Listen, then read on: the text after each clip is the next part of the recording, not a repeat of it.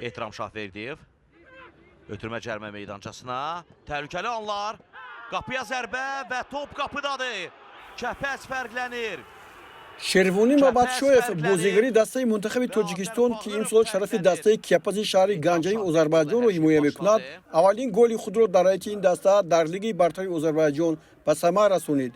این در حالی با وجود آمد که کپاز در دور 25 لیگ برتر این کشور تیم نفتچی باکو را در میدانش در ورزشگاه طاووس قبول کرد.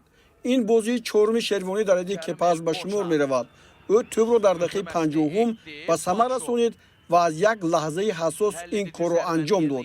فوتبالباز تاجیک در لیگ برتر 203 دقیقه در میدان هنرنمایی کرده یک مرتبه از اول تا به آخر بازدید، دو مرتبه دیگر عوض شده، مرتبه دیگر از هیئت احتیاطی وارد میدان گردیده است.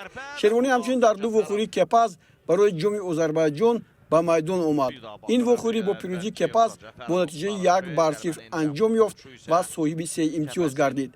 کپاز بعد 25 دور حالا در زینه پیش از آخرین نهم جایگیر شده 6 پیروزی، 4 مساوی و 15 باخت دارد. نتیجه توپ‌هایش با 20-38 برابر است. در لیگ برتر آذربایجان قره‌باغ اقدم با 60 امتیاز پیش‌صف به حساب می‌رود. کپاز در دور نوبتی با دیدار دسته سومگایید می‌رود. Bəli, topa toxunmuşdu Camalov. Öncədən topa toxunuş var idi. Fikir verin, bir daha.